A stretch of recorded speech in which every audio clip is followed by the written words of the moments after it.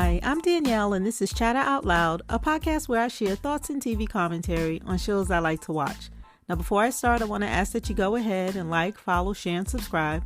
And on YouTube, where I upload my companion episode of my podcast, be sure to subscribe and hit the notification bell. This way you can get a notification every time I post a new episode and you won't miss out.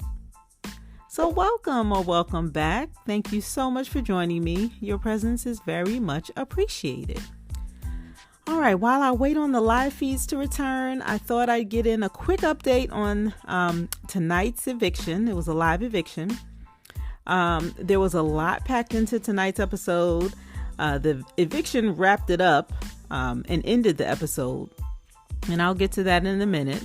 But what I want to first start is talking about Betty. In this episode, and we saw this on the live feed as well, Betty is shocked by how much Kevin is a snake and manipulative. She didn't see it before now. And I can't believe it. I want to celebrate that at least she sees it now. But I mean, come on. It just really says a lot. And I'm just shocked that she's shocked. If you notice other content on my channel, I have Hallmark movie reviews. I love their movies. I like the cheesiness of it all. And yes, I'm heavily engaged when it comes to the Christmas movies. And I say all that to say that I did tear up tonight with the family segment in the Big Brother episode tonight. I did tear up during the family segment. I did. I had to get a tissue.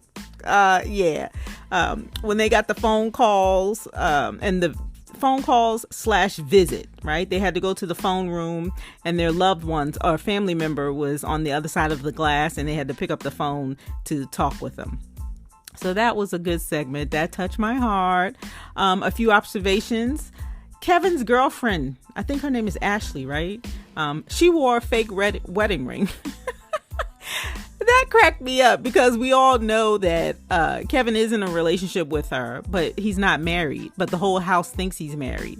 And remember that one week where he was trying to convince Marty to not put him on the block as a replacement nominee, and he was offering Marty his wedding ring just to prove that he's, he won't put him up the next week. And I thought.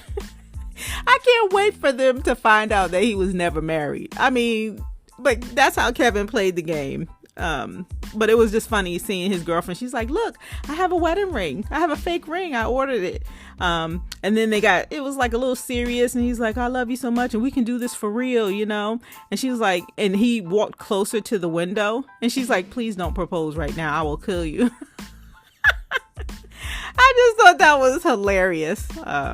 Another observation was Helena's mom. She told her that she didn't think she would make it this far. And Helena was like, well, thanks, Mom. That was funny.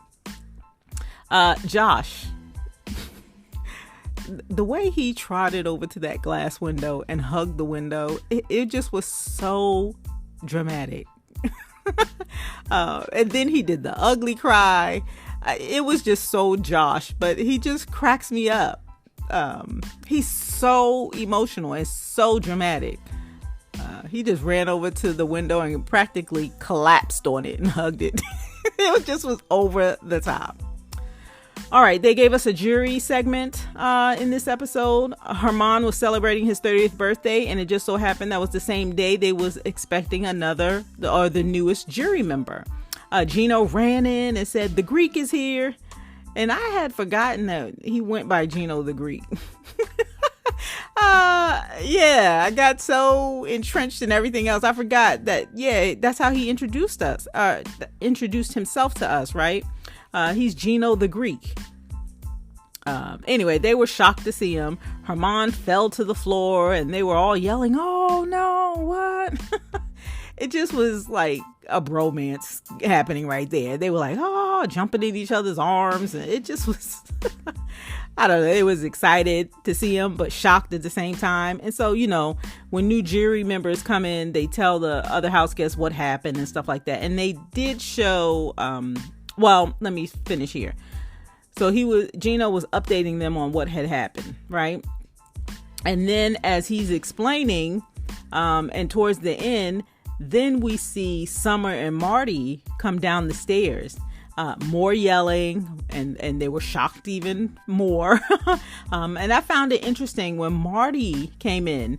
He was like giving a little update to them, talking about how he really has a lot of respect for Kevin and Helena, or something to that effect, because they flipped on him, and he was just shocked at how well they're playing.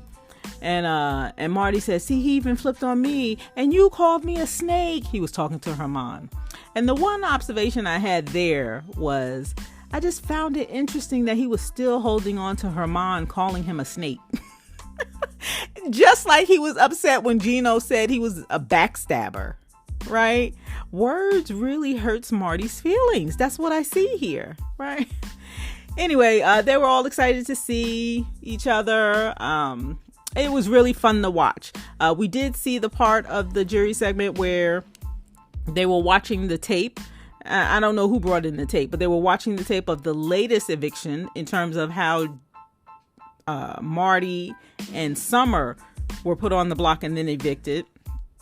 And Summer admitted, she says, I'm going to be petty over the next 2 weeks. And isn't that just how that's how she got on the show? Remember, she only applied to be on the show to tick off a coworker who loved Big Brother. And so her thoughts were, I'm going to apply to be on the show. I'm going to get on the show. And then that coworker will have to watch her on the show. And that's how petty she was. So it won't surprise me if Summer continues to be petty in terms of her jury vote. And I really interpret that to mean that she won't vote for Josh, right? Because Josh was the one who got her out. All right. JC Lynn in this episode, she was still trying to stay. And we saw this on the live feeds as well. The one scene where JC supposedly, or quote unquote, flipped Helena and Kevin by saying, you're letting Betty keep her number one. You didn't let me keep my number one, did you? And I don't know. That was a good play. And JC Lynn didn't give up, and she gave it her all. It looked like in the episode, the way they edited the episode. That's a tongue twister. It looked like she was changing their minds, right? But we always knew that both Helena and Kevin would vote her out. And that's what they did. So JC Lynn was evicted, and both Helena and Kevin both voted to have her evicted. And so the final four are Betty, Josh, Helena, and JC. Oh no, Helena and let me try that again. The final four are Betty, Josh, Kevin, and Helena, right? The goodbye messages when JC Lynn left. I wanted to say this. I didn't have this in my notes, but I just wanted to make note that she did leave with a lot of grace. She was very cute in her pink dress. And she left.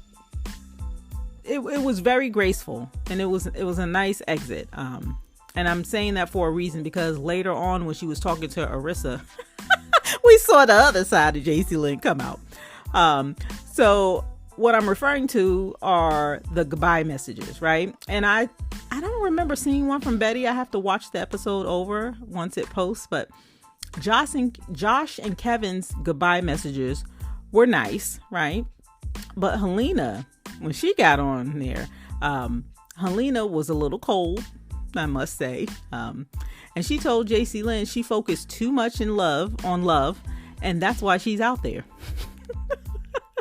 And then Helena said, she told her, I kept my head in the game, and that's why I'm in here. During which JC Lynn said, oh, shut up. So she had a nice, graceful exit out of the house. And then Helena's goodbye message kind of triggered something where she told her to, oh, shut up. And then she covered her mouth like, oops. That was funny. I wish they would have panned the camera on Arissa's face so I could see it. That was funny. All right. The HOH is happening now, I suppose, and we will have to wait to see who wins. Arissa told us next week is a 2-hour long finale. I'm looking forward to that. I thought I read on Twitter that the last day of the feeds is on May 1st. So I have to see if that's true or not, or just to confirm that. Because May 1st is Sunday. So hopefully we'll at least get to see who is the HOH and who won the power of veto before Sunday, right? Because that'll get them down to the final 3. So maybe they'll show, we'll learn the HOH and the POV, and then they'll show everything else when it airs next week. All right. So what else did I want to say?